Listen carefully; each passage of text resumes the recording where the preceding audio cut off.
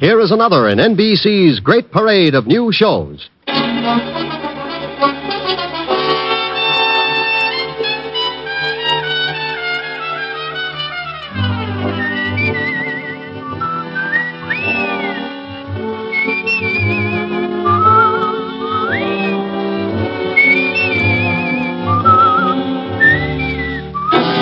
Now, Dick Powell as Richard Diamond, private detective.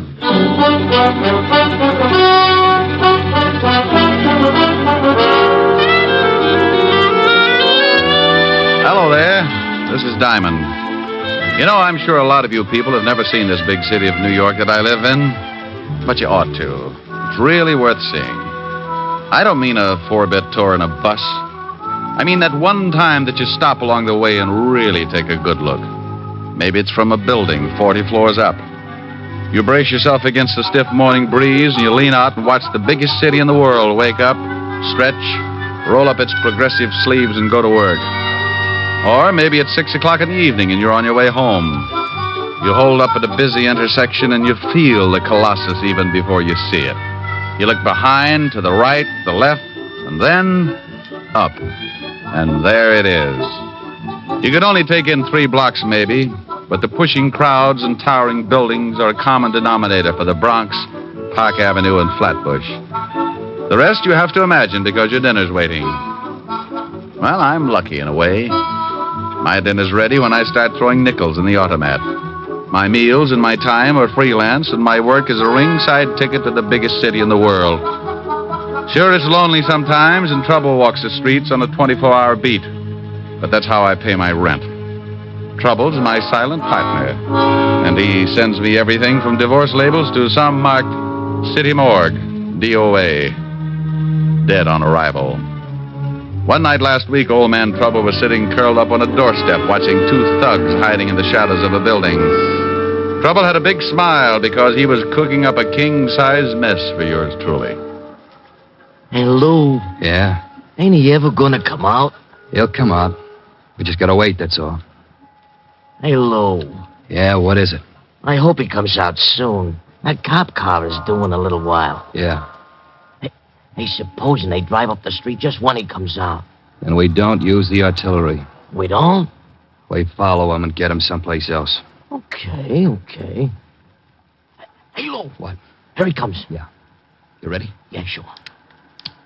Look, he's got his 2 big watchdogs with him. Get set. Now. We better get going. Don't run, stupid.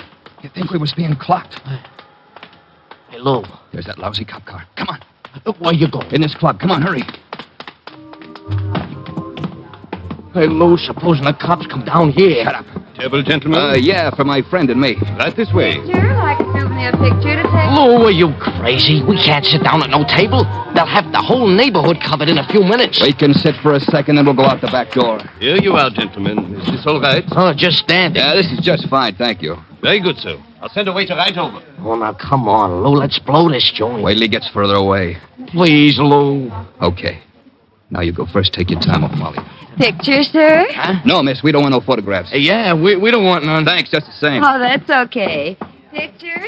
Like a souvenir picture to take home? Yes, thank you. Well, come on. Right behind you.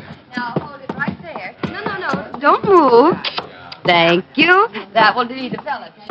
Hey, Mel, hold it a minute. Yeah, what is it? It's that dame. This is no time to start looking at dames. No, you fathead. The one with the camera. So she's got good-looking legs, but we got... Uh-oh. What's the matter? There's a cop in the door. Get going, but take your time.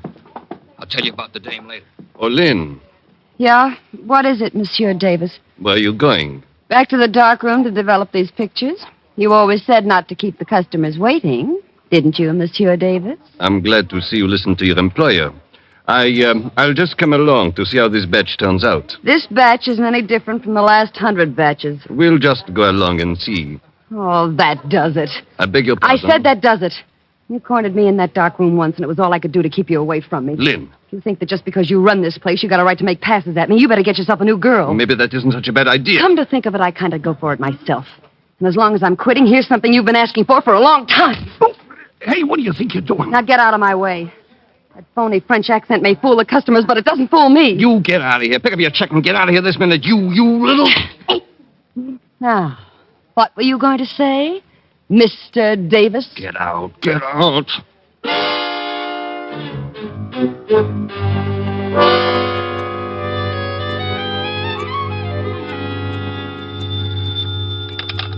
Diamond Detective Agency, if you've lost a body, let us dig it up. Oh, Rick, that's awful.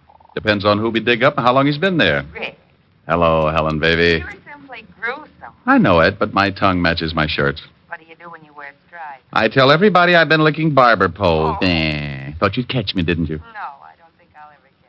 Oh, I think you're the prettiest little old gal in the whole dang breasted state. Flattery will get you nowhere.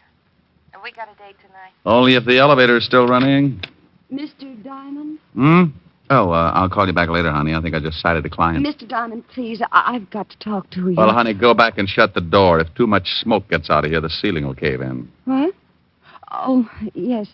All right. Rick, did I hear a girl's voice? I think so. But maybe she just wears those clothes because her mother never had a haircut. What does she look like? I can't tell you right now. I'm parked behind a curb. Rick. The door is closed, Mr. Diamond. Now, may I speak with you, please? Helen, I'll call you later. I don't care if she is a prospective client. You face the window when you're talking business. Well, there's a cigarette ad out there. Why look out at an ad when the slogan's right here in my office? Slogan? Yeah, you know. So round, so firm, so... Rick. Bye, baby. Now, you were saying... I want to hire you to protect me, Mr. Diamond. I know an easier way. Wear a diving suit. Mr. Diamond, put your eyes back in your head. And please listen to me. My life is in danger. There's an answer for that, too, but go on. Tell me the story. Well, my name is Knight. Miss? Yes. Yes. In the last 2 days, there have been several attempts on my life. By whom? Well, I don't know. Swell. Do you know why anyone would want to kill you? No, I don't. Well, now we're getting someplace. Don't be funny, Mr. Diamond. I tell you that twice an attempt has been made on my life. How? Well, the first time a man followed me home and tried to break into my apartment. I screamed and frightened him off. Maybe he was lonesome. What about the other time? Well, I don't know whether it was the same man or not, but the next night a man jumped out of a car and tried to make me go with him. I kicked him and ran down the block. Sounds more like a kidnapping than attempted homicide. Why didn't you tell this to the police? Oh, I did. They investigated, but I couldn't give them enough to go on, so they just put a man watching my apartment. I bet he has to stand in line. Didn't they give you an escort? No. They seemed to think I was after some kind of publicity or something. They told me it was all right to go out in the daytime, but to stay in my apartment for the next couple of nights. Sounds reasonable. Will you help me, Mr. Diamond? I'm afraid this will happen again. My dear, my fee is $100 a day in expenses. 100 a day? Oh, Mr. Diamond, I don't have that kind of money. Well, neither do I, but if I starve, I do it with dignity. I can't lower my fee, Miss Knight. I never have. Well, then, I just will have to find another detective agency. There are a lot of good ones. I'm sorry, the rule might bend a little, but it won't break. If I took the job knowing you couldn't pay half the fee, 10 minutes later, some guy from Texas with an oil-soaked wallet might want to hire me to count his gas stations. Sorry, but it's a tough world, Miss Knight. Yeah. Well, thanks, Mr. Diamond. Maybe you could recommend someone? Oh, any of them are good. Just close your eyes and open the classified. Well, goodbye, Mr. Diamond. I'm sorry. So am I. My conscience just slit its throat. Like you said, Mr. Diamond, it's a tough world. The toughest. Goodbye. Yeah. No, nuts. Yeah, what is it? Diamond? He's hiding his head in the desk. I'll get him for you. Come on out, you heel. Look, I don't know who this is, but put Diamond on the pipe. This is Diamond. Wait till I get the bad taste out of my mouth. Look, you can wet your whistle later. I've always wondered what happened to people who said that. Is there a dame in your office named Knight? Well, there was. She left just before you called. Well, let me give you a little tip. If she hired you, you're going to start feeling overworked right now, so tell her you don't want the job. Oh, I am, huh? Yeah. Or your nearest relative is going to have to come down and identify the body. You know something? No, what? A couple of minutes ago, I proved that a good businessman can start looking like a big fat heel for a lousy 100 a day in expenses. Huh? Don't work on it too long, but stop in sometime, Buster. I'd like to help you spit out your teeth. You better listen to what I say, Shamus. You're way out of your class in this one. I'm always out of my class when I talk with slobs. And if you don't like it, look me up. I'll be working for Miss Knight. I went out of my office in a hurry. When somebody tries to push me around, it's like giving a kid a slingshot in a hothouse. You can tell him all night not to do it, but by morning he's busted every window in the place. I hoped I might catch Miss Knight before she got to the street, so I grabbed the elevator and went down to the first floor. I couldn't find her in the lobby, so I went out on the sidewalk. The street was crowded, but those curves showed up like a covered wagon on Madison Avenue. She was just starting across Broadway when a big black sedan pulled up and a guy climbed out after her. I took off as fast as my little 175 pounds would carry me and cut kitty corner across the street with an eye on the black sedan. The guy had her by the arm, and I knew when she stopped struggling, he'd showed her his gun. I was on a dead run, going to make like a big hero, but his .38 changed my mind. He missed with the first one, then he shoved the girl away from him and tried again. I could hear the slug whine past my head, so I hit the sidewalk right next to the girl.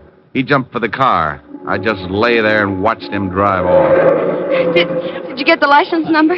Oh, it was covered with mud. Gee, I guess you must look pretty silly just sitting here. Yeah. Got some jacks? I'm a whiz at forces. Maybe you believe me now, Mr. Diamond. Yeah. Here, let me give you a hand up. Thanks. Now, come on, let's get out of here. We're collecting a crowd. So where are we going? I know a policeman who can't understand attempted assault. He says it's not necessary. And believe me, baby, he's got a cure for it. Come on.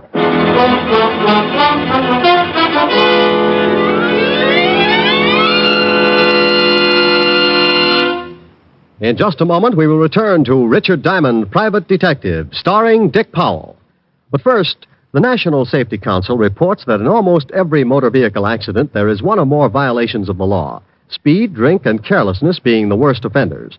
The difficulty is that people continue to think of the horror of accidents as always happening to someone else. It never occurs to us that we may be killed dashing out to lunch tomorrow. Yes, it can and does happen, for it's the careless little chances each one of us takes every day that cause the big accident totals. Every motorist and pedestrian is urged to support actively the safety movement in his own community. Be careful. The life you save may be your own. And now, back to Dick Powell and the second act of Richard Diamond, Private Detective. Diamond is hurrying with his pretty client to see Lieutenant Levinson, head of homicide.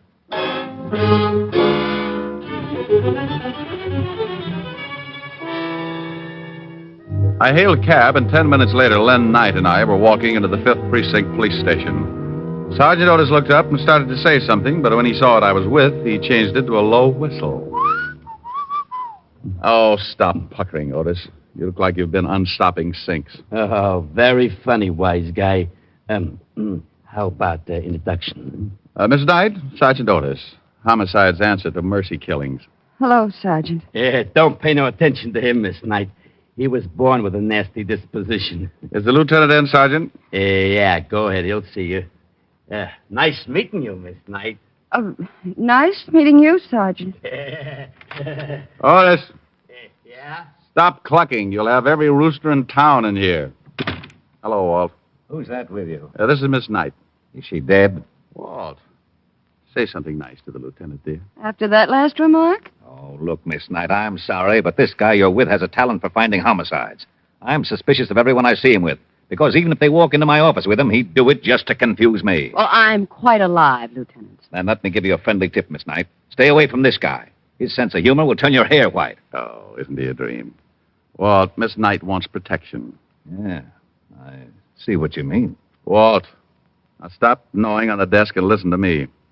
Miss Knight is in line for a murder or for kidnapping.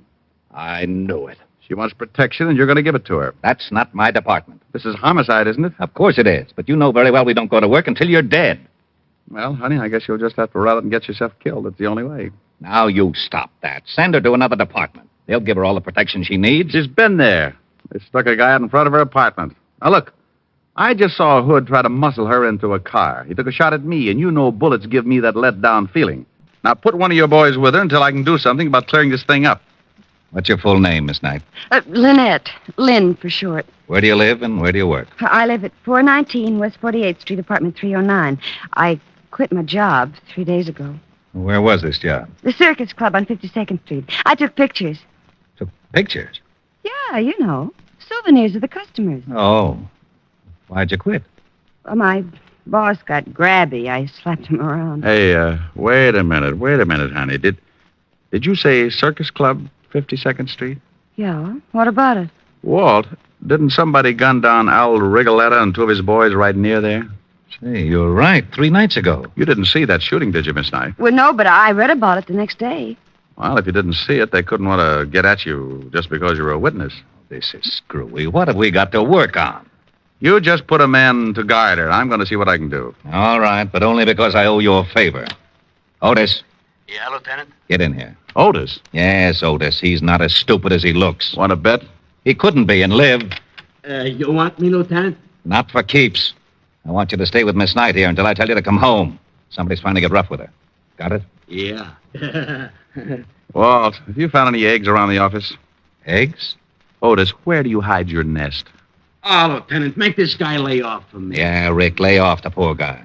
Otis, Yeah, Lieutenant. stop standing on one leg and wait outside, you mallet head. Oh, yeah, Lieutenant. Walt, I'll keep in touch. Okay. Mr. Diamond, Yeah?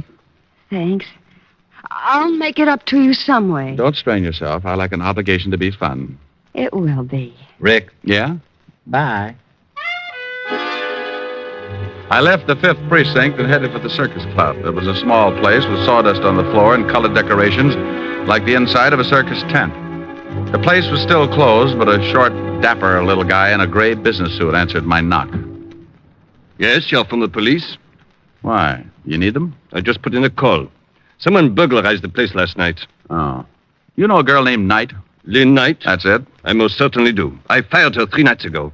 If she's in some kind of trouble with the police, she deserves it. You must run this place. That's right. My name's Davis. Would you like to take a look at the room that was broken into? I certainly would. What did they steal? That's just it. I don't know. They turned it upside down, but I can't imagine what they were after. It's a dark room. A dark room? Yes.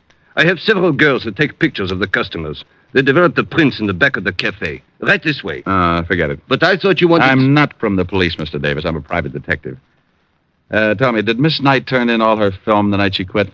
I fired her. Difference of opinion. Did she turn in all her film? I know. As a matter of fact, she didn't. She left with her camera, and several customers got rather angry when the pictures weren't developed. You mean her last roll was still in that camera? It must have been. She didn't leave it in the dark room. I looked. Where's the phone? Right over there.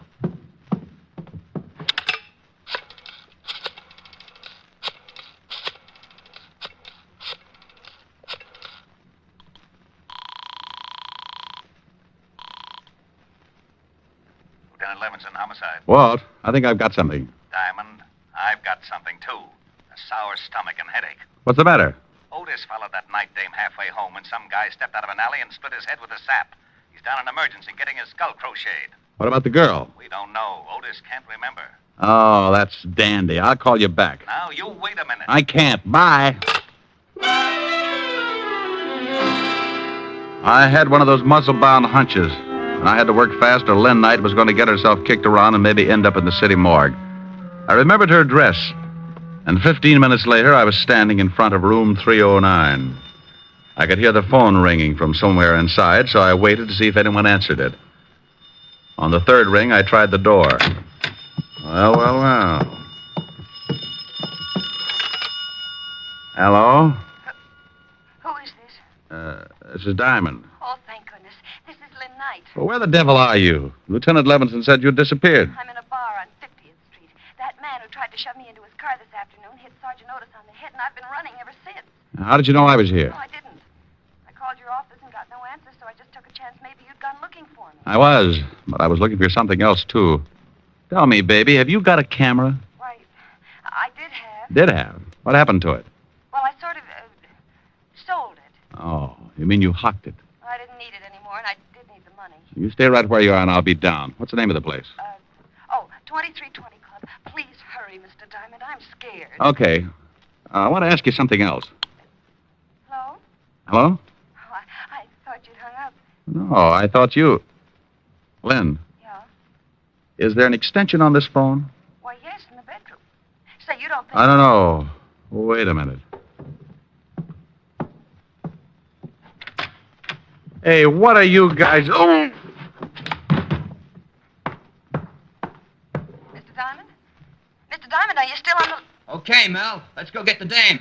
Hey, that was pretty smart waiting around and listening in on the extension, Lou. What do you want me to do with the shamus? He looks like he can still hear things. Well, turn them off. Sure.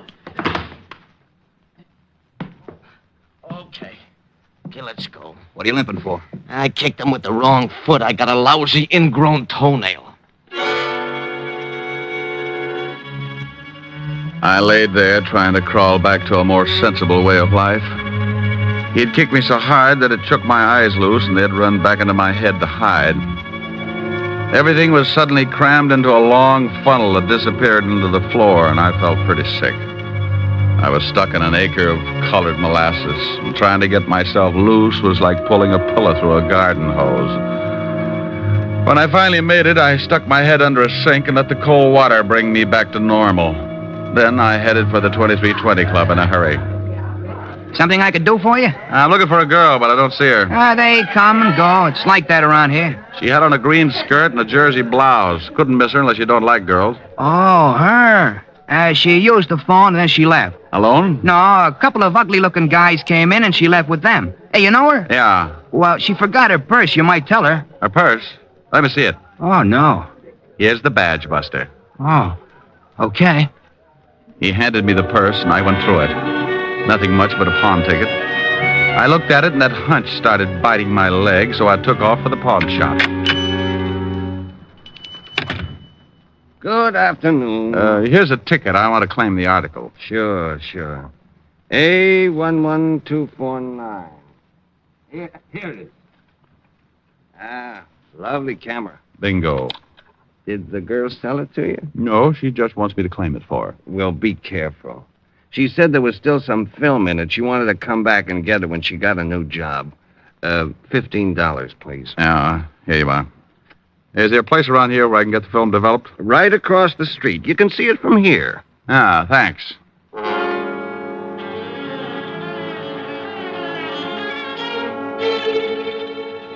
Here it comes.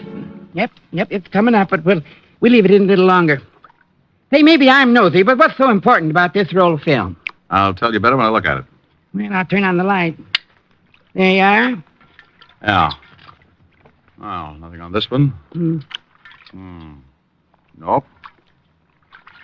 Hey, look at this. Oh, some old guy with his wife. Is that what you wanted to find? You see those two guys in the background that look like they're just sneaking out of a chicken house? Yeah, so what? The one in the back is Lou Garzoni. The gangster? Yeah. Give me that negative. Let's get out of here. Wow. You two holding hands in there? Hey, who are you and what's the gun for? Take it easy, Doc. He shoots people. That's right. Now back into the room. All right, but take it easy with that gun.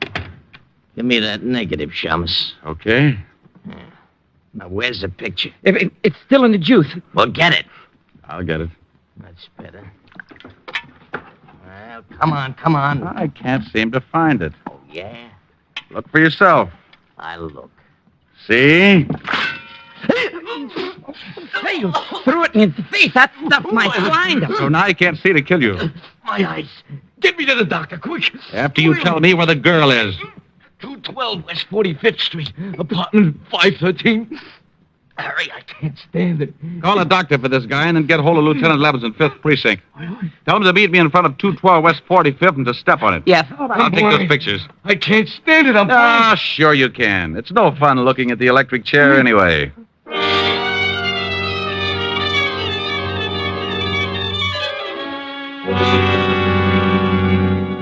Apartment 513, he said? Oh, but here it is. Yeah.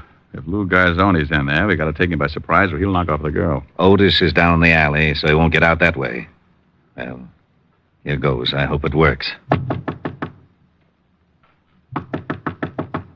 Yeah, who is it?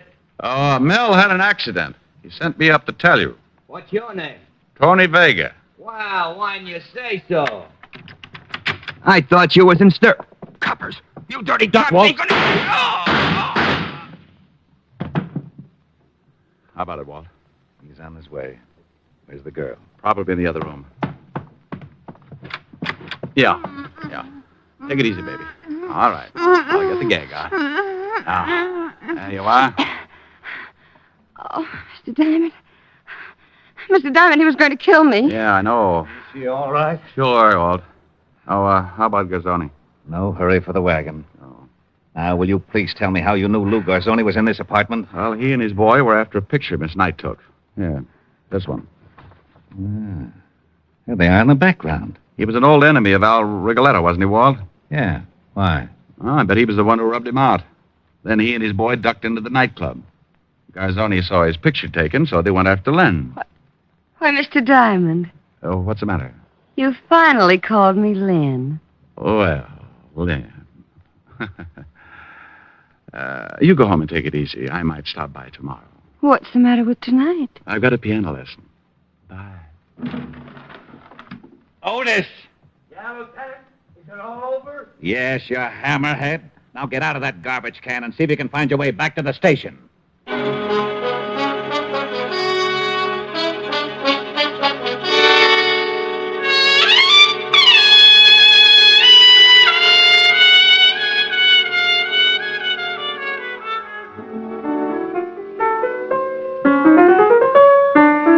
Oh, Rick, stop it. Okay. Rick, Hmm? tell me about the girl in your office. Oh, nice kid, lovely eyes. I'm jealous. Good for you. And I'm mad. You're so busy. You like the new piano? Oh, yes, yes. It's a big one. Must have taken a herd of elements to make the keyboard. Sing something. What does Rita Baby want? I don't care. Okay. Oh, I don't care. I don't care. Rick. Well, that's what you said. You said that. Yes, you did. Something nice. All right. Everywhere you go, sunshine follows you. Oh, that's such a beautiful tune. Really? Everywhere you go, skies are always blue. Rick. I'm going to finish it. Children love you, they seem to know. You bring the roses right out of the snow. The whole world says hello. Everywhere you go. You suppose the guy who wrote that song ever got shot at? Oh, Rick, you idiot. Come here. Oh. This is much more fun than piano lessons.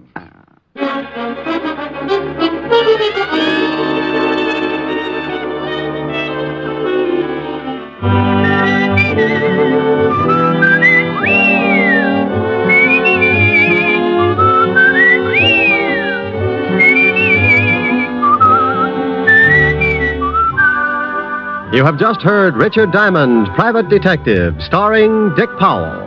Helen was played by Virginia Gregg, Lieutenant Levinson by Ed Begley. Also in our cast were Wilms Herbert, Joan Banks, Paul DuBob, Herbert Ellis, and Sidney Miller. Music was under the direction of Frank Worth. Richard Diamond is written by Blake Edwards and directed by Richard Sandville. And now, Dick Powell. Friends, I want to remind you of the wonderful group of programs NBC has on tap for tomorrow afternoon and evening. Shows like Hollywood Calling, Guy Lombardo, Four-Star Playhouse, The Ethel Merman Show, and the NBC Symphony. For the best in radio listening tomorrow and always, keep your dial tuned to your favorite NBC station. Dick Powell soon will be seen in the screen version of the best-selling novel, Mrs. Mike. And don't miss the interesting story, My Mr. Powell and His Mr. Diamond, in the September issue of Radio Mirror, now on your newsstand. Now, this is Eddie King inviting you to be with us again at this same time next week, when we will again bring you Dick Powell as Richard Diamond, Private Detective.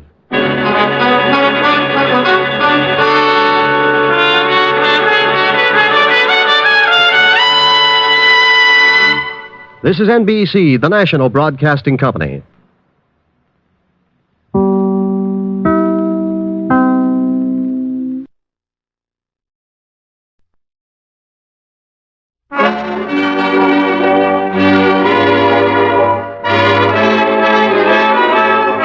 The makers of Camel Cigarettes present Dick Powell as Richard Diamond, Private Detective.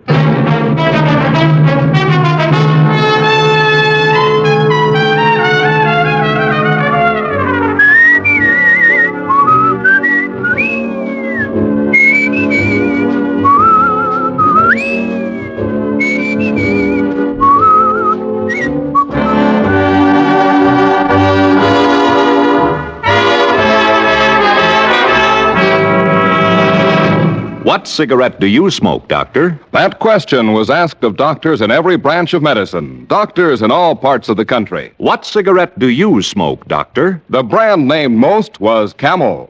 Yes, according to this recent nationwide survey, more doctors smoke Camels than any other cigarette. Make your own Camel 30-day test, the sensible cigarette test, and see how mild, how flavorful, how thoroughly enjoyable Camels are.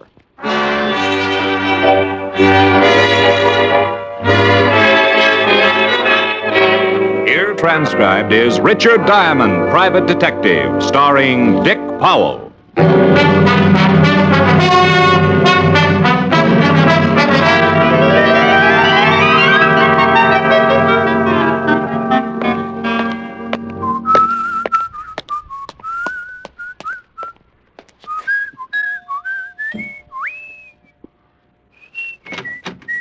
Yes?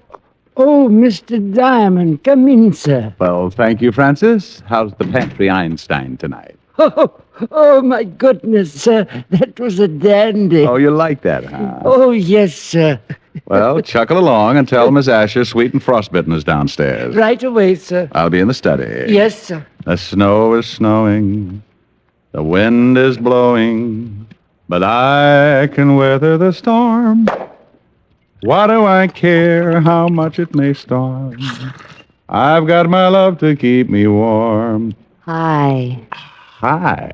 What's new? Nothing with me. I want to know about you. Nothing much with me either, honey. What have you been doing for the last couple of days? Case. Oh. Got a nice big fat retainer. Oh. Yeah, oh.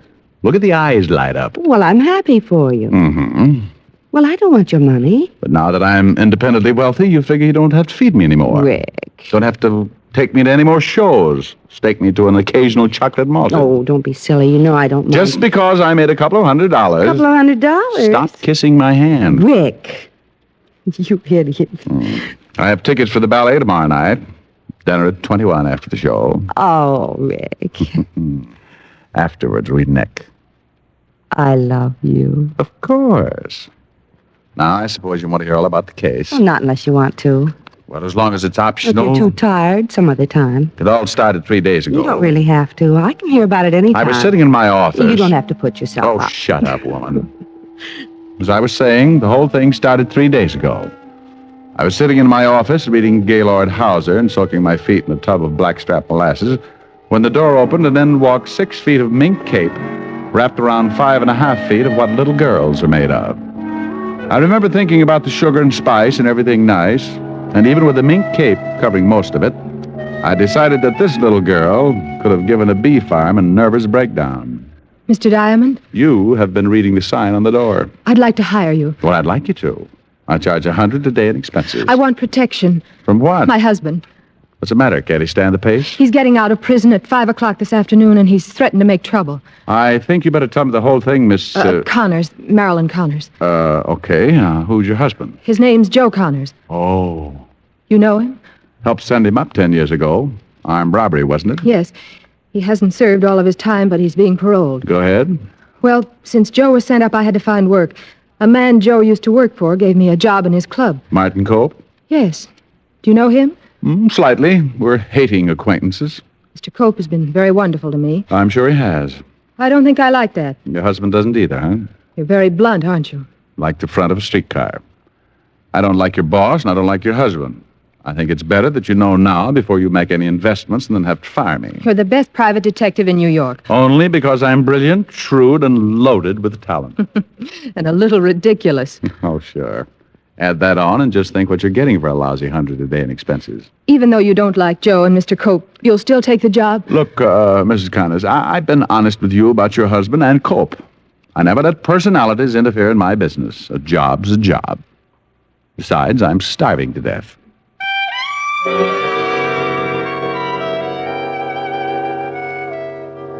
She gave me a slow smile, complete with a high fever, handed me a retainer, and swayed out of the office like Mata Hari leaving an atomic research stag party. We agreed to meet again at 4 o'clock, so I spent the next hour on the roof, relaxing in 3 feet of snow, and around 4 o'clock, walked my frozen blood pressure down to Martin Cope's nightclub. The only king-size safe decorated by Bergdorf Goodman, complete with an intellectual piano player, a $15 minimum, and enough intrigue to make a scented investigation look like a taffy pull.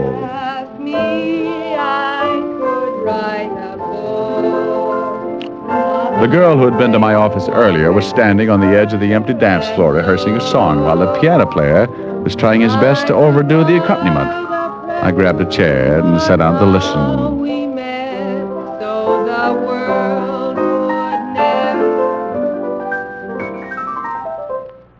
Something wrong? Look, if you'd like to do a single, why don't you say so? You're unhappy? When you're playing for me, I would appreciate it if you just backed me up quietly, simply. Stop hating Art Tatum. Darling, I'd be happy to do anything you say except for one thing. Yes? You can't sing. Why, you anemic excuse for a musician. You couldn't get a song right if you ran it through a player piano. Temper, darling. You listen to me, Bernie. I put up with you for a long time. You've put up with me? Yes, with you. Oh, I've let you mess me up night after night. You did that all by your little lonesome, honey. You just better remember who's paying your bills, honey. I get out here and break my neck to try and give a good show. Don't you get cute with me. You better wise up, Buster, or you're going to end up playing for your meals down on Skid Row. For Pete's sake, Marilyn. No, Bernie, I'm... They kept going round and round, and about the time the piano player looked like he might possibly throw caution to the wind and stamp his foot, a door opened at the other side of the room, and Martin Cope, big-time gambler and owner of the club, walked over to the piano. Look, if you two insist on raising the roof, take it to the back room where nobody can hear you. I'm sorry, Martin, but Bernie just won't... Mr. Cope, I can assure you that it wasn't You I. stay out of this. Oh, wait a minute. Oh, I'm sorry. You two can kick the walls in when I'm not in my office, but, honey, when I've got work to It do... won't happen again. What's the matter? Who's that? Who? Sitting over there. Well, I'm surprised, Cope. I thought you'd spot my blue eyes. Oh, it's Mr. Diamond. Diamond.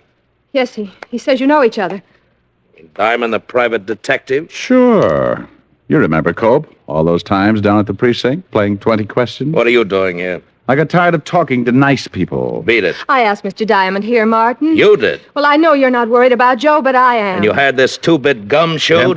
Temper. Mr. Diamond's supposed to be the best private detective in the business. Says who? Well, I did mention it a few hundred times. Did Sloan put you up to this, honey? Martin, with Joe getting out this I afternoon... told you not to worry about Joe. Did Sloan tell you to hire yourself a bodyguard? Thought it would be a good idea. He did, huh? Everybody's got a good idea. Nobody thinks I know what I'm doing. I just happen to run the place. Sloan was thinking about you, Martin. Yeah? But I'll give him something to really think about. Now, Martin... No, it's- I'm tired of the whole mess. Everybody's scared stiff of a two-bit punk who's getting out of stir. Hiring an ex-cop who couldn't protect an old lady from a Boy Scout. Have you been tested for rabies lately? Look, Diamond... Martin, I'm afraid of what Joe might do. Oh, but hiring a private cop, and to top it off, you gotta pick this one. Look, Mrs. Connors, I don't want to cause a lot of trouble. Well, you're trying real hard. Maybe you'd better just take your retainer and we'll forget the whole thing. That is the only bright thing you've ever come up with, Mr. Diamond. How about it, Mrs. Connors? Well, you keep the retainer, Mr. Diamond, but maybe under the circumstances it would be better if Sure, we... keep the money, Diamond. Go buy yourself a new joke book. I don't want it. But I tell you what I'll do. I'll donate it to your restaurant's hospital fund, Cope. We haven't got one. That's the trouble with you, Cope. No vision. You should always have a little insurance in case of a bad accident.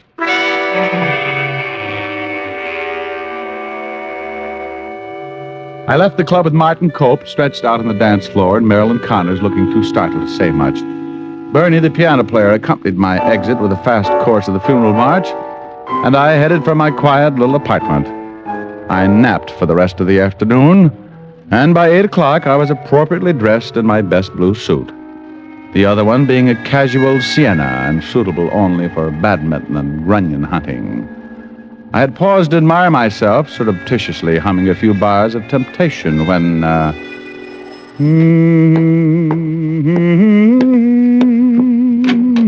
yeah? Richard Diamond? Depends on who wants him. My name's Sloan, William Sloan. I'm Diamond. What can I do for you? I'm here because Miss Marilyn Connors asked me to come by and talk to you. Well, come in. Thank you. I believe Martin Cope mentioned your name earlier this afternoon. In all probability, he did. I'm Mr. Cope's attorney. Have a seat. Thank you. Cope seemed a little unhappy with you, Sloan. That was because I suggested that Marilyn hire herself a private detective. I gathered as much. I picked you because of your reputation. I had no way of knowing that Martin didn't like you. Why are you here, Mr. Sloan? To ask you to go back on the job. Protect Marilyn until we're sure that her husband is not going to cause trouble. I'd like to know something, Mr. Sloan. Why do you expect Marilyn's husband to cause trouble? Isn't it obvious? Maybe I'm a little dense. Why, but- Marilyn and Martin Cope have been in love since Joe Connors was sent to prison. You think that's enough to make Joe Connors try something? Well, it goes a little deeper than that. How deep? Joe Connors used to work for Martin. Oh, yeah. Wait a minute. I'm beginning to remember. Joe Connors swore Cope had him framed. That's correct. He swore that when he got out, he'd get him. Well, it's a little tough under the circumstances. It'll just cause another argument between Cope and Marilyn if I show up again. Why don't you get yourself another boy? A lot of good private detectives in New York. Because you'd be about the only one who wouldn't be afraid of Martin. And Marilyn has a great respect for you. Even after I belted her boyfriend? Well, I think that convinced her you were the one for the job. Joe Connors got out this afternoon, didn't he? That's right, at 4:30. Where's Mrs. Connors? At the club. Well, if I go down there, there's going to be more trouble. Martin went out about an hour ago. That's why we want you to come down. Martin got a phone call. He seemed worried. Marilyn was in the office with him. She said that when he left, he didn't say where he was going, but he took his gun with him.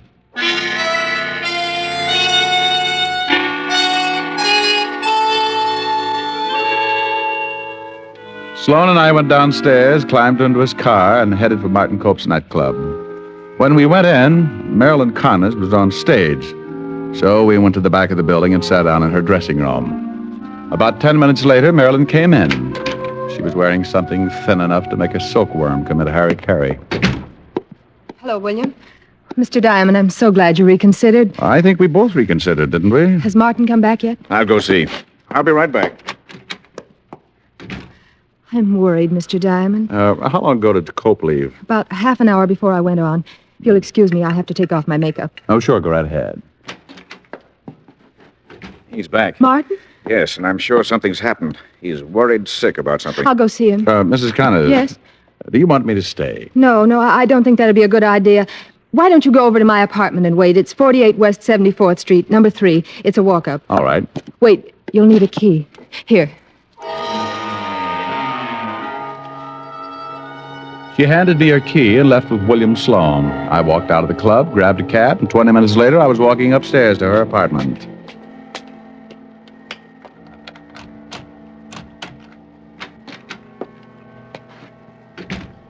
The room was in darkness. I felt around for a light switch near the door.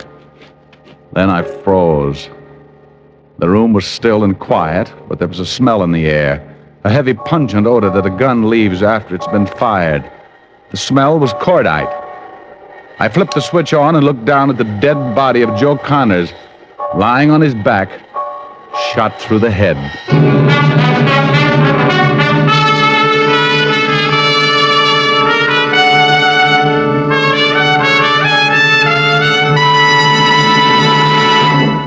Before we continue with Richard Diamond, Private Detective, here's an important question. How mild can a cigarette be? One sniff won't tell you. One puff won't tell you. It takes day in, day out smoking to judge the mildness of a cigarette, to see how well it gets along with your throat. Make the sensible cigarette test, the thorough cigarette test. Smoke only Camels for 30 days, and you'll know how mild Camels are. Pack after pack, week after week. Yes, for 30 days, enjoy the rich, full flavor of Camel's costly tobaccos and see just how mild a cigarette can be. In a coast-to-coast test of hundreds of people who smoked only Camels for 30 days, noted throat specialists reported not one single case of throat irritation due to smoking Camels. Make your own Camel 30-day test, the sensible test, and see for yourself why more people smoke Camels than any other cigarette. How mild, how mild, how mild, how mild, how mild can a cigarette be? Make the Camel 30-day test and you'll see. Smoke Camels and see. And now back to Richard Diamond, starring Dick Powell.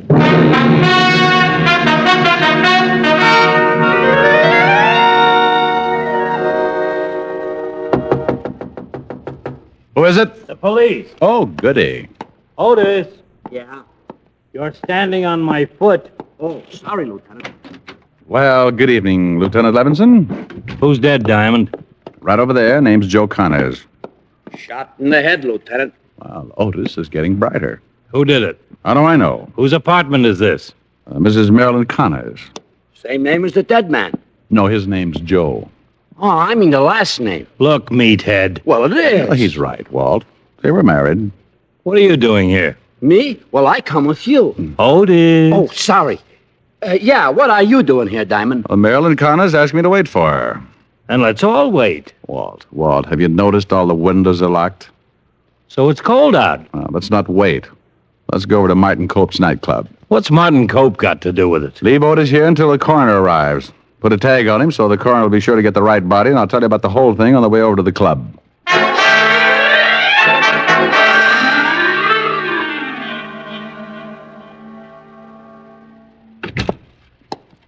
Lieutenant Levinson to see you, Martin. Oh, hello, Lieutenant. Hi. What are you doing here, Diamond? He's with me, Cope. You own a gun? What is this? He said, do you want a gun? Yeah, so what? Mind if I look at it? Okay. It's loaded. Let's see. Been fired. You're nuts. Rick. Has been. What is this? I haven't fired that gun since I owned it. You took it out of here with you, didn't you? What's that to you, Diamond? You took it out tonight, didn't you? Don't answer that, Martin. Now look. Let's go down to the station. What for? Martin, you knew Joe Connors, didn't you? Yeah. Well, somebody shot him. You think I... Martin, don't say any more. I'm surprised at you, Sloan. You were the one who told me Martin took the gun with him. You did? How the devil did I know Diamond would go to the police? What were you doing with Diamond anyway? Marilyn hired him. And fired him. She hired him again tonight. He was working for her.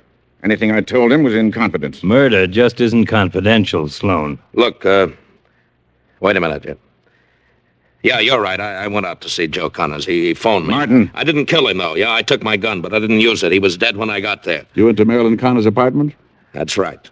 Well, let's all go down to the station and have ballistics check on this gun. And in the meantime, Cope, I'm holding you on suspicion of murder.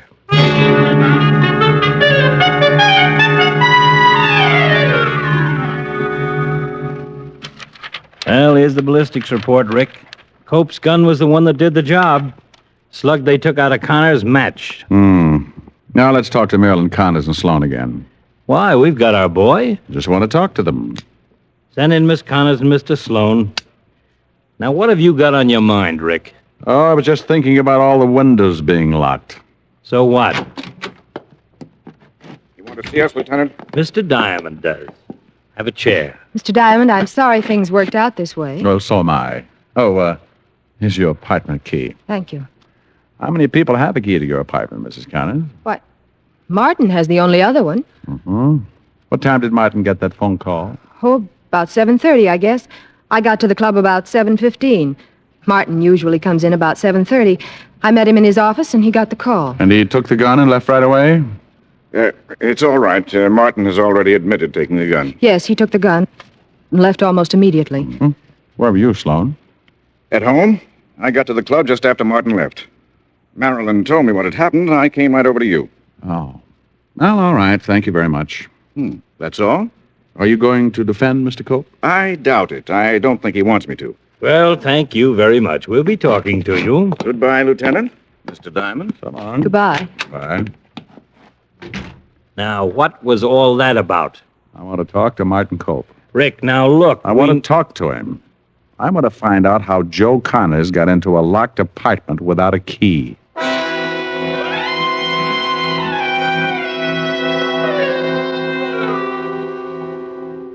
I don't want anything to do with you, Diamond. You better cooperate. Diamond's got an angle that's worth listening to. I didn't shoot Connors no matter what that ballistics report says. You have a key to Marilyn's apartment. Yeah. Connors was dead when you got there. Yeah, I told you that. You left the club about 7:45. That's right, about 7:45. Connors had been dead about 3 hours when I found him, Walt. I found him about 9:30. By gosh, that's right. And that part of your story stands up, Cope. He was dead when you got there. What about the gun? You always keep that gun in your desk, Cope? Yeah. Who was in the club with you? All the usual people. Waiter, bartenders, busboys. Marilyn? Yeah. Now, wait a minute. Who knew you kept the gun in the desk?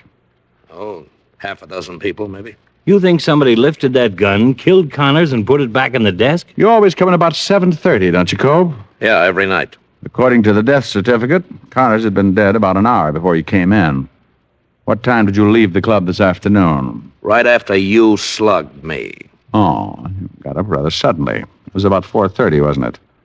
Somebody could have gone into your office, taken that gun, killed Connors, put the gun back before you came in at 7:30. Then I'm cleared? No, not a bit.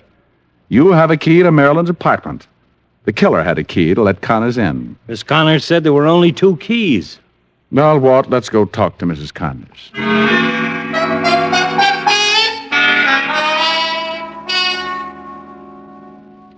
Mrs. Connors, where were you around 7 this evening? 7? Where were you? Why, downtown. You weren't in your apartment? No. Did you come back from downtown before going to the club? No. Who was in your apartment? Why, no one that I know of. Have you ever given your key to anyone except Cope and, me, of course? Yes. Who and how long ago? My piano player. About a week ago.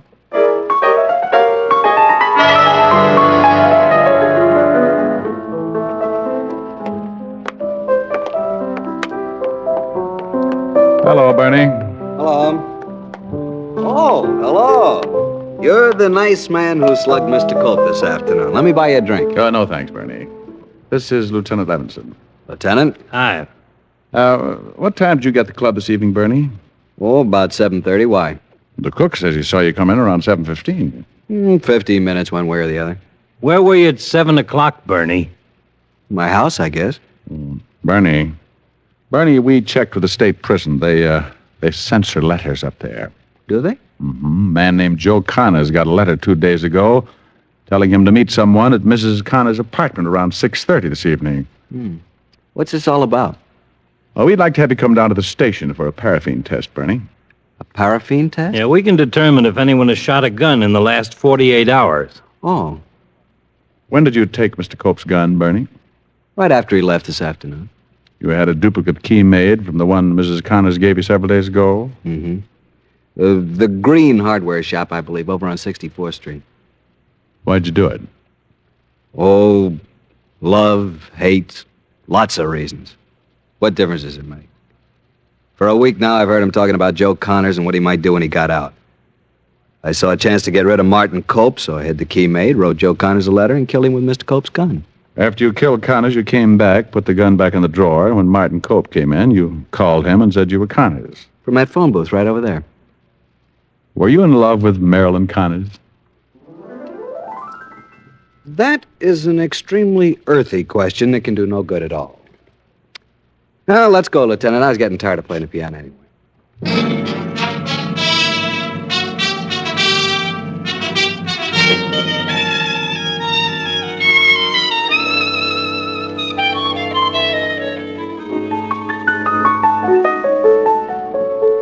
Oh, that's kind of sad. Yeah. In a way, it's too bad it didn't work. Think what Marilyn Connors in for when she marries Martin Cope. Oh, speaking of Marilyn Connors, you certainly did take a lot of pains describing her attributes. Oh, really? Well, it wasn't painful at all. Was she really that pretty? Pretty. Well, I'm jealous. Well, don't be. She had one thing that was wrong. What was that? She had long blonde hair that hung all the way down to the floor. Well, that sounds beautiful. But it was her mustache. Better sing something, huh? I think you'd better. What would you like? Anything that will make up for that last remark. I thought it was pretty clever. Just sing. Okay. How about this? Maybe I'm right, and maybe I'm wrong. Maybe I'm weak, and maybe I'm strong. But nevertheless, I'm in love with you. Maybe I'll win, and maybe I'll lose. Maybe I'm in for crying the blues. But nevertheless, I'm in love with you. Somehow I know at a glance the terrible chances I'm taking. Fine at the start, but left with a heart that is breaking. Maybe I live a life of regret, and maybe I'll give much more than I'll get. But nevertheless, I'm in love with you. Oh, that's better. Thank you. Rick, I'll bet she really did have pretty hair. Oh, I guess so, but she kept it all rolled up on her head. What's the matter with that? I like yours better. I wear mine up. Yeah, but I've seen you with your hair down. Rick. Come here. Rick?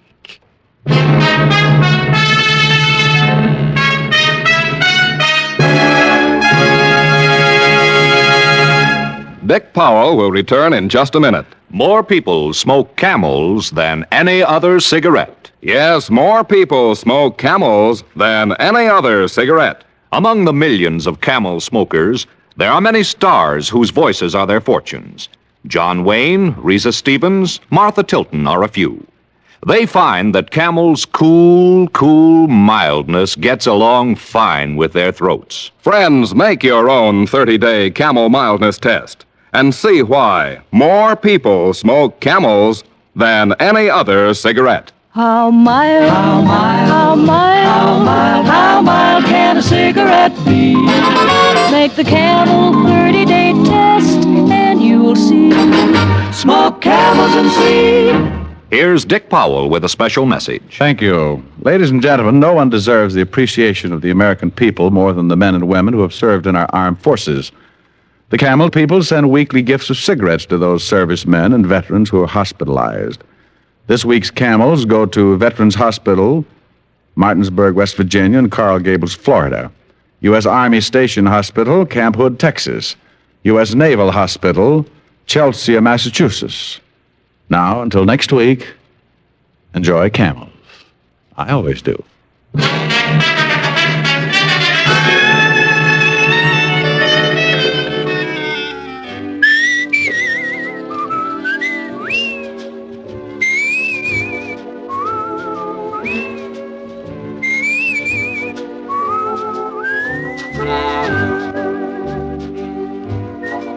Tonight's adventure of Richard Diamond, starring Dick Powell, was written by Blake Edwards. Our director is Helen Mack. Pipe smokers, enjoy the National Joy Smoke, Prince Albert. Yes, PA is made from choice tobacco, rich tobacco that's naturally flavorsome. Prince Albert is specially treated to ensure against tongue bite and crimped cut for smooth smoking. So get PA in the handy pocket tin or the pound size. It's America's largest selling smoking tobacco.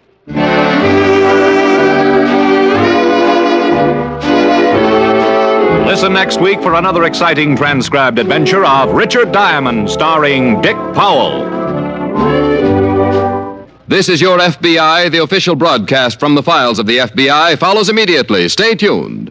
This program came to you from Hollywood. This is the American Broadcasting Company. Here's another in NBC's great parade of new shows.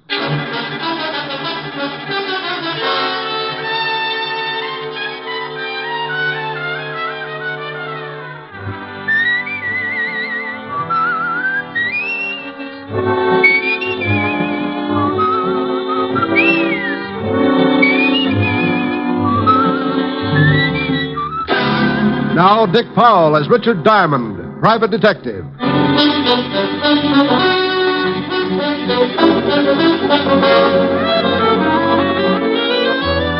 Hello there, this is Diamond. You know, this business I'm in can get pretty silly sometimes. I can go along for a whole month and get by on nothing but meals at the automat and a dozen laughs a day. The funny ones usually pay just as well as the tough ones, but eventually somebody starts something that's about as funny as an open grave. So then I put on a long face and start carrying my 38. I don't worry about those times because I don't think about them. I just know they'll be around, and I know I won't have to bother about it unless I get my 100 a day in expenses. That's, the equalizer. As long as I get that ever-loving loot in my little hot hand, Lucifer can walk in with a machine gun and I'll arm wrestle him for the price of a hot dog. Last week, I stopped in the middle of a real yocker and realized that I'd been giggling overtime. That's right. The cycle had caught up with me, and the label on my future had changed from fun time to trouble, and no guarantee as to the date of expiration. What started all this? Well, one morning on 53rd Street, a couple of guys were just pulling up in front of a garage. This the garage? Yeah. Go on, drive in.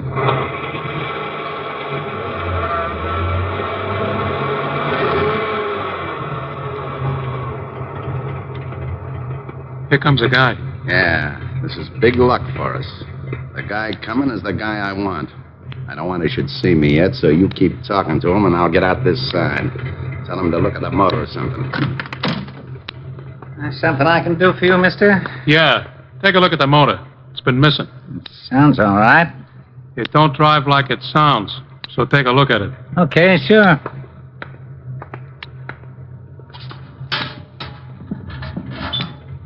Race it once. Huh? I said race it once. He don't hear so well. Huh? Hello, Billy boy. Where did you come from? How did you get here? One at a time, Billy. I came in the car, got out the other side. You're looking good, Billy, real good. What do you want? How did you find me? Can't you ask just one simple question? You get so all mixed up, Billy. Look, leave me alone, please. Sure, Billy, I'll leave you alone. All alone, you louse.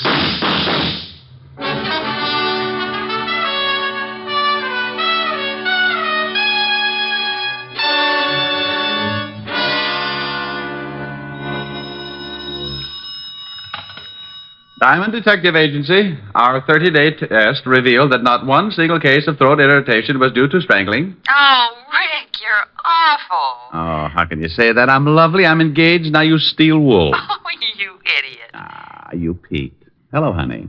Hi. Am I going to see you tonight? Sure, what'll we do? You get here about 8, I'll think of something. Oh, let's stay in. I've got that awful broke feeling again. Oh, is business bad, Rick? Well, it's pretty bad, but it gives me a chance to get some exercise. Exercise? Yeah, I found a Japanese beetle in the desk the other day, been giving me judo lessons. I'll just pretend I didn't hear that. Don't knock it. Vaudeville's on the way back. Leave it alone. Let it live. Helen. I'll see you about 8. Wait a minute, honey. I think I forgot to shut something off. People are running in. Clients? I'll find out. Oh, would one of you gentlemen mind dropping a few $100 bills on the floor? Well? I'll call you right back. I don't think they're spendthrifts. All right, Rick. Bye. Bye, honey. Well, now, lads, what can I do for you? Your name Diamond? Yeah? Would you mind closing the door? I've got a beetle that'll break my arm if he catches cold. Hey, this guy's screwy, boss. Shut the door like he says. You got a beetle, huh, funny man? Yeah, and I'll bet you 8 to 5 he can throw you. Well, if you have got a beetle, he must be running around your head, but I ain't got time to find out. You know something? I don't think we're going to get along. You may be right, funny man. It depends. On what? On whether or not you turn the bundle over to me. Look, Rockerhead, if you're looking for your laundry, you got the wrong Ben. I don't like the way this guy talks. No, but first we ask him nice. We want the bundle, funny man. You just said that. I say it again for you. Then if you don't get it, I make you understand. Like how? You couldn't point out Clyde Beatty in a lion cage. Here it is. Now try hard. I want the bundle. I know this'll throw you, but what bundle? He's going to be difficult, boss. Shut up. Look, Shamus, some of my friends think I'm kind of good-natured, but sometimes I fool them and get nasty. You should be ashamed of yourself. You want to know what bundle? I tell you. Maybe you snap out of it. The bundle the dame gave you, the 200,000. 200,000? 200,000 what? Girdles? That does it.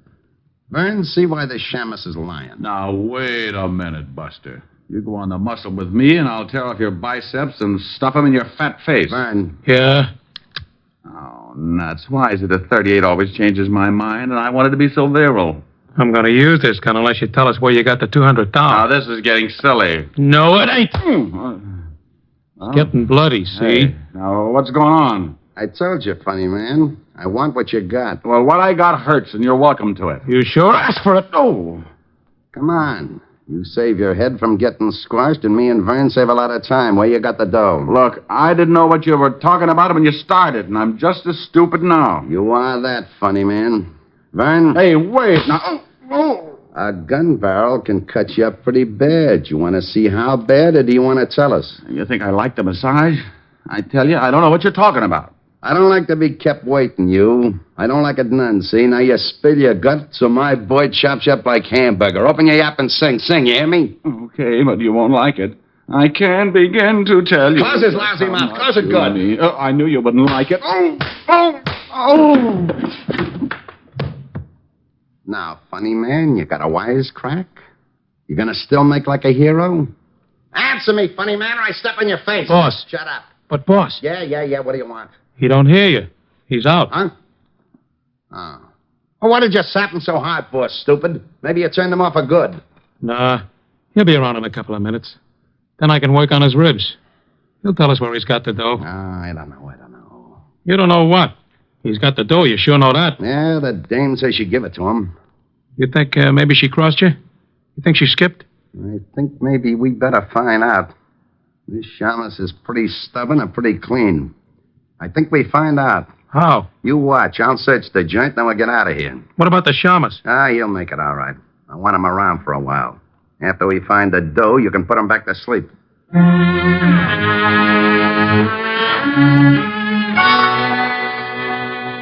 Mr. Diamond. Mr. Diamond. Mr. Diamond, wake up. Oh, it's all right, honey. I'm not coming in. Mr. Diamond, wake up. Mm-hmm. Oh, what a nice sweater. How do you feel? Well, a quick comparison might be a garter snake and a log jam. You don't look very comfortable. Why don't you sit up? Afraid my eyes might fall out. Better? Yeah. Know any shaggy dog stories? I could use a laugh. How did you get like this? It wasn't easy. How long have I been here? I just came in. I was going to call the police when you started mumbling. Mumbling? Yes, you said something like, "Oh, it's not so late, honey. Can I come in for a drink?" You must have been dreaming. I'm glad I woke up. She probably didn't have a drink in the house anyway. Pardon me, honey, but I gotta run some water over my bumps. You don't look so bad, considering. Oh, considering what? Do people get run over by trucks every day? When you start feeling better, I'd like to talk business. Well, with business, I straighten right up. What's on your mind? Oh, that sweater. I want you to guard something for me. Why? You're the type that goes bear hunting with a switch. That's supposed to be nasty. Well, take a guess. I just get mauled up by two gorillas, and before they get nasty, they mention some dame and some money, and you know anything about it? Why should I? Well, I wake up, and there you are. I thought maybe you stopped by to see if the boys get a gold star for the work. I don't know anything about it. Now, do you mind if I sit down? No. I'm sorry, I haven't got anything more comfortable. Termites just walked out with my couch. What do you want guided, lover? I can't tell you what it is, but it's in a locker at the 42nd Street subway. I want you to pick it up and keep it with you until I call for it. I get $100 a day in expenses, and I don't know what I'm doing. The fee looks like a skyrocket. Here's $500. When I pick up the item, you get $500 more. Ooh. And I'll be back in 2 days. Well, I was going to start looking for the guys who gave me this headache, but $1,000 makes me impatient. You got the key to the locker? Yeah, right here. By the way, do you work nights, Mr. Diamond? Well, not in the office. Don't you think I ought to know your name? You get the item, and I'll introduce myself in 2 days. And I do keep a drink in the house, Mr. Diamond. She got up then and walked out of the room like Eve with half an apple. I put some iodine on my face and headed for the 42nd Street subway. All the way down, I kept thinking about those two mugs who had worked me over, and for the life of me, I couldn't guess why. I didn't know it then, but if I could have guessed, it probably would be for the life of me. I reached the subway and went down. I found the locker, opened it, reached in and pulled out a small black leather bag with a lock on it. Out of curiosity, I tested the weight and finally decided I must be guarding a sack full of spider webs. I tucked it under my arm and turned to go. But sometimes things don't always work out the way you plan them. Okay, Shamus. Let's have the bag. Oh, when am I ever going to make Eagle Scout? I should have smelled something. Hello, Vern. I'm in a hurry. If you wisecrack, you get dead. Give me the bag. Where's your friend? Out collecting heads? I guess I gotta kill you. We guess again. Here's the bag. Okay. I should make a hole in you just because you ain't honest. You had the dough all the time. You mean in that bag? Oh, now don't tell me it ain't in it. Well, if it is, Buster, it's all in one bill. Feel the weight. Hey, it is too light. Why, you lousy, no-good gumshoe. This time I don't play around. Frank wants that dough, and you're going to show me where it is. Oh, I wish you'd get yourself a 22. Those big guns make dents in my back. I'm going to count 3, and you're going to tell me where the dough is, or I'll kill you all over the place. You could make it 100, could you? It's so much fun when you're past 50. Be funny. You're only killing one guy. 1. This never happened when I went on next to closing. 2. Oh, now, wait a minute. Look. You look. It's your last chance. Drop it, Vern. You're boxed up. Hey, who's that? The Marines. Why, you dirty... Rick, are you all right? Oh, Walt, I know you're bashful about these things, but you're going to be kissed. Oh, now stop that. Otis, have your boys keep the crowd back. All right. Keep back. Come on. What about the gunner? You shot him good, Lieutenant. Well, I'm glad you noticed, you mallet head. Now, what about him? He's dead. How did you find that out? 20 questions? Oh, yeah? Well, I guess we saved your life this time. Well, I hope I can do the same for you sometime, Sergeant, but science will hate me. Oh, now, don't you start blubbering again, Otis. I couldn't stand it. Go get the wagon like a good boy. Okay, Lieutenant. Now, what's this all about, Rick? Believe me, Walt, I don't know. How did you get here? We got a call from a dame about 10 minutes ago. Said you were coming down here and some guy was going to kill you. Well. Now, don't you well me. I want to know what this is all about. Let's get on to headquarters, and I'll tell you just what I know. Well, are you coming? You mean you're going to cooperate? Well, certainly. Oh, Otis. What's the matter, Walt? I feel a little faint.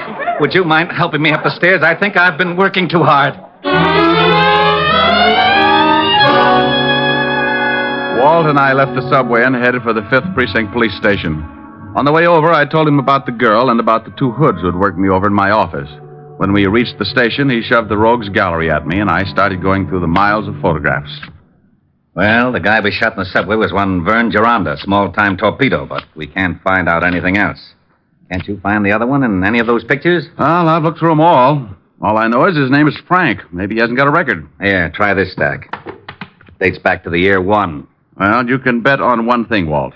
The girl who called you was the girl who was in my office. She was the only one who knew I was going down to the locker in the subway. But how did she know this Vern Geranda was going after you?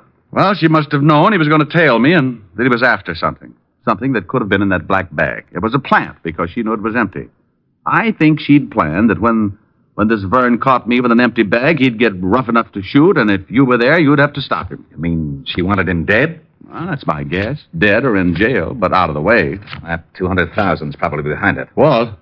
You find something? Yeah. This is the other guy who came into the office. Yeah? Let's see. Hey, what do you think you're doing? What's the matter with you? This is the man. You're crazy. Now, you listen to me. If you're trying to start one of those routines Oh, again... now, wait a minute. You asked me to pick out the hood that was in my office, and this is the boy. A little younger, maybe, but you know darn well I wouldn't make a mistake on identification. This is screwy. This is ridiculous. Where's my bicarbonate? Oh, what is wrong with you? Rick, that's Frank Purcell, and he's been dead for 2 years. What? Oh, wasn't he the guy who went over a 50-foot cliff with his whole gang? That's right. The car burned. The only guy they didn't find in the wreck was Billy Crump. He disappeared completely. Well, this one got out of it, too, and stayed around long enough to pay me a visit this morning. And his first name was Frank. Oh, it's impossible. The boys chased them right after the holdup and shot out one of their tires. Watched the car go over and saw it turn. Didn't they knock over the payroll at the Martin shipyard? Sure, got away with 200... $200,000. Lieutenant. Huh? Oh, yeah. What is it? On that killing down at the garage. That guy was just identified as being wanted for armed robbery. Killing? Yeah, pretty bad. Somebody shot up a guy that worked in the place. Well, who was it? Her name was Crump. What? Yeah, Billy Crump. Stuck up some shipyard about 2 years back. Oh, shut up. Oh, I was only telling you. Okay. What else on it? He has a wife, lives at 64th Street, apartment 205. That's all. Well, don't just stand there, you applehead. Go get the car. Oh, yeah, Lieutenant. Come on, Rick. I'm waiting. All right. I apologize. Oh, you really don't have to, Walt. I was as confused as you were. Was? But you're not now? No, I don't think so, Walt. But let's get over to see Mrs. Crump. She can do a lot of straightening out.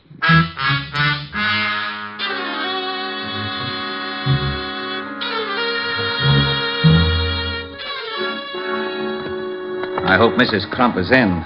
Oh, I forgot to tell you, Lieutenant. She calls herself Stewart, Mrs. Edna Stewart. What? Yeah. Her husband used her alias instead of Crump. Oh, well, that's all right, Sergeant. Maybe when you start pounding a beat again, you'll think of those little things. 205, wasn't it, Walt? How about it, Sergeant?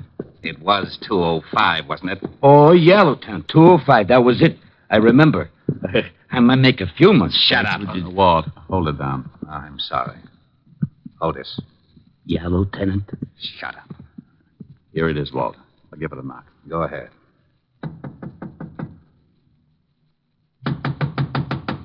Looks like no score. Try the door. Why, Walt, without a warrant? Now, don't you start that again. If Frank Purcell is still alive, we're going to grab that 200 grand. We've got to work fast. Besides, I'm not trying the door. You are. Well, it's open, unstained, and honest. I suppose you'd like me to trip you just so you can say you fell in by mistake? Oh, come on. Pick up your big feet, Otis. That would be hard, even for Samson. Oh, yeah. Now, you listen to me, wise guy. I'm getting sick and tired of... Ooh, holy cow, Lieutenant. It's a body. Rick, how about it? Quite. Mrs. Crump. Mrs. Crump, Mrs. Stewart, the girl in my office this morning, no difference. I figured she might be the one in your office when I heard Crump had a wife. She must have had the 200 grand, and Purcell killed her for it. Well, you can bet the cash wasn't in the apartment because she was too smart to keep it here. Well, there are no signs of a struggle. From the way she's lying, she was probably sitting at this desk. Writing pad on the desk, Lieutenant. Keep your paws off of it. Well, she was writing something. Went through to the bottom sheet. Yeah, numbers. Otis, start casing the place and have a conscience when you pass the icebox. Okay, Lieutenant. Too many numbers for a phone. Walt, what are we looking for? Purcell on the 200,000. Okay. Now, we don't know where Purcell is, but that 200,000 had to cool off until Crump could spend it. So? Now, where would be the safest place to keep that much cash? The numbers. Safety deposit box. You have just won yourself Sergeant Otis. I should cut my throat first. Now, it's a cinch Purcell has gone down to the safety deposit box. Hey, I found a couple of plane tickets, Lieutenant. And it looked like they'd started to pack. Yeah, let me see them. 2 for Mexico City and good for the first. That ties it. Would you mind whispering in my ear, or am I asking too much? Walt, when Mrs. Crump came to my office, she made it very clear she'd be back in 2 days. That's the first of the month. I don't know how long she'd been there before I woke up, but she was interested in my office, and she was coming back in 2 days. Now, if she wanted to hide something, the best place would be somewhere that had already been searched. Otis, you think you could dig up a safety deposit box under the name of Crump or Stewart? Here's the number. I can try. Stout fellow. Now, Walt, if Frank Purcell did kill the girl and then headed for the deposit box, I don't think he found much. And the only other person that Mrs. Crump contacted and that he suspects is yours truly. And he'll tail you, or worse. I hope so. But I want 10 minutes alone in my office before he catches up. Now, Otis, get going and call me at my place. Right. Now, Walt, I'm going to walk around for about half an hour and see if I can pick up a tail. Then I'll lead him to my office. I'll get there at exactly 2:30. You get there 10 minutes later. I think I'm going to need help. I still wish I knew what you were up to. Now, as soon as Otis finds that deposit box and tells me if Mrs. Crump was at the bank around 11 this morning, I'll tell you the whole thing. And if I'm lucky enough to stay alive, you'll have Frank Purcell to fill in the details. I left Walt and started walking. If Purcell was after me, he was too smart to let me spot him, so I just kept going until I'd used up the half hour, and I was on my way up to my office. Purcell wouldn't follow right away, so that gave me the 10 minutes I wanted. I went in and looked around. Nothing had changed. Desk, chair behind and chair in front. Small closet with sink, hat rack, and bookcase. I went to work on the bookcase first. Nothing. So I took the desk apart. I kept going, closet, onto the rugs, still nothing. I took a breather and tried to reason it out. If I had suspected something in the beginning, where would be the last place I'd look? Something I never used. I didn't have a vacuum cleaner, so that was out. Then I remembered something. Something the girl had said that morning. Do you work nights, Mr. Diamond? I looked up at the big light bowl hanging from the ceiling. A little lost weekend, but it was worth a try. I walked over and snapped on the light switch. Score for Diamond. With the light on, the bowl became transparent, and lying at the bottom, I could see the outline of a large bundle. I forgot to smile because the footsteps coming up at the hall sounded like company. I turned off the light, went over to my desk, and sat down with a very comfortable 38 between my legs. Well, good afternoon, rocker boy. Did you forget your bucket of blood? I forgot something? Sure, funny man. I forgot to leave you dead. Don't look so unhappy. You tried. I've been getting a big run around all day. So I brought me something to slow things down. You want to see it, or do I keep it in my pocket? Well, if it's a mouse, I'll scream. In this pocket, I got 6 ways to kill a louse. If you ain't seen a louse, just grab a mirror. Oh, by George, by George. That was a good one. What's the matter? Was the deposit box empty? Oh, you know about that, do you? I figured you was working with a dame. Well, you got a silent partner now. You're right. Last time I saw her, she was speechless. I'm going to do the same for you, funny man, but I make a deal. You say no or even maybe, and I'll kill you where you sit. You say okay, and I'll let you keep going till you choke on one of your jokes. You tell me if I'm right, and I'll give you a quick answer. You've been after Billy Crump ever since the shipyard robbery because he got away with the money. You finally found his wife, and she got scared. She bought 2 tickets to Mexico. I'm going to do it. Great. You tell a good story. When Mrs. Crump saw all that lovely cabbage, she got greedy. She got a hold of you and made a deal. Yeah, she was a pretty smart chicken. I knock off her husband, Billy, and she splits the dough with me. And if I guess right, at 11 o'clock this morning, while you were killing Billy Crump, she was grabbing the $200,000. So that's how it goes. But after we rubbed out Billy, she called and said the dough was planted with you. She wanted the dough herself. She used me to lead you to the subway. Right. Where were you? Upstairs. I figured something was up. Well, nice little plot. You kill her husband, the cops kill you and your torpedo, and bless her little heart, she winds up with a pot of gold. No, she winds up dead. The dough wasn't in the box, so she planted it somewhere. We saw her coming in here after we worked you over. Now, I think she stashed the bundle here while you was out cold. So, do I get it, or do you die? What are you going to do about that big, bad policeman outside the door? I'm going to laugh at him because he ain't there. Walt, stop snooping. Come on in. Hi.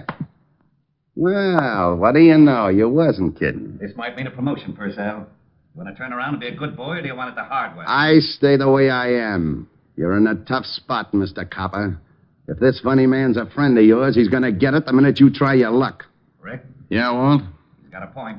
I might be lucky and get him just right, but it's a long shot, and if I miss, he'll pull the trigger on you. You're pretty smart for a copper. Walt? Yeah? The way it looks, we could be here all night unless somebody gets shot. That's the way it looks. What do you think, Purcell? Like I said, the cop guns me, I gun you. Silly, ain't it? Be a lot sillier if I had a gun.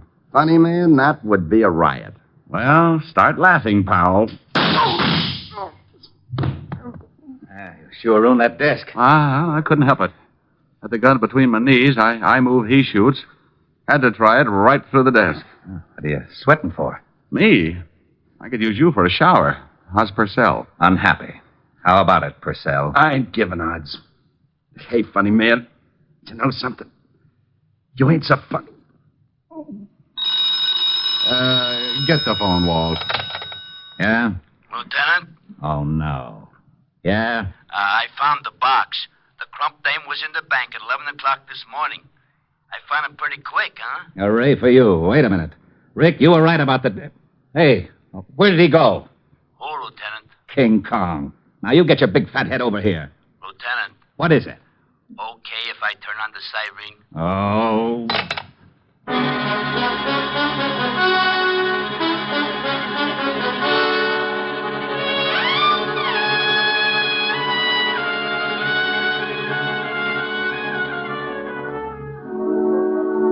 Here's the iodine and bandages, Miss Helen. Oh, thank you, Francis.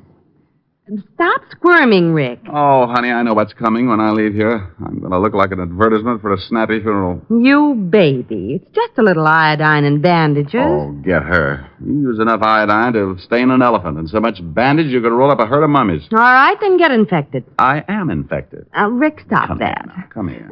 I've had a tough day. I've been beat up, shot at, and been insulted by Sergeant Otis. I need some relaxation. I want to play. Should I leave, miss? You stay right where you are. I think there's a wolf loose. Francis. Yes, Mr. Diamond. Have you studied your lessons on how to be a private detective? Oh, yes, sir. I'm up to Chapter 8. But have you read Chapter 8 yet? Well, no, sir. Oh, that's too bad. I was going to give you some first-hand advice on that chapter tonight. Oh, I'll go read it right away, sir. May I, Miss Helen? Go ahead, Francis. I can't win. Oh, this will be jolly. Now, come here, you. But, Rick, stop it. Get away from the piano. No. You are my sunshine, my only sunshine. You make me happy. Come on. Well, you know what they say about music soothing a savage beast. If you don't like it, you sing something. Oh, what for? You don't even look a little wild. Sing something. I'll get as wild as you want. Oh, now there's a statement. Go on. All right. Little girl, you're the one girl for me. Little girl, you're as sweet as can be. Just a glance at you meant love from the start. And oh, what a thrill came into my heart, little girl. With your cute little ways, I am yours for the rest of my days. And this great big world will be divine. Little girl, when you're mine, all mine. Okay, honey, now get wild. All right. Come here. Ah, a little wilder. Girl. There you go. Mr. Darwin, I'd like to ask your opinion. It says in Chapter 8 that homicide... Oh. Well, look at that. And I'm not blushing. I must be getting used to it.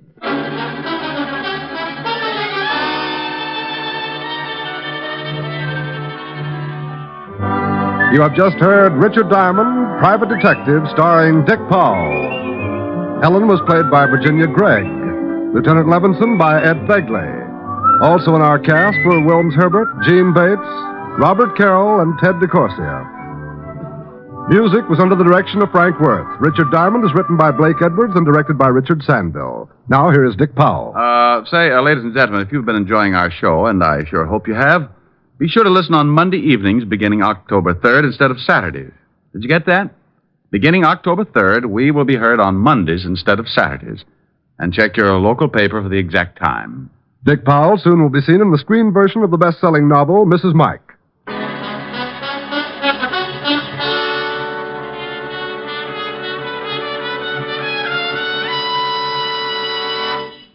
The Judy Canova Show returns to most of these NBC stations next Saturday in this time period. Richard Diamond, Private Detective, moves to Monday evenings beginning October 3rd. Next week, tune in at this same time for the Judy Canova Show and hear Richard Diamond, Private Detective, Monday nights beginning October 3rd. You're tuned for the stars on NBC.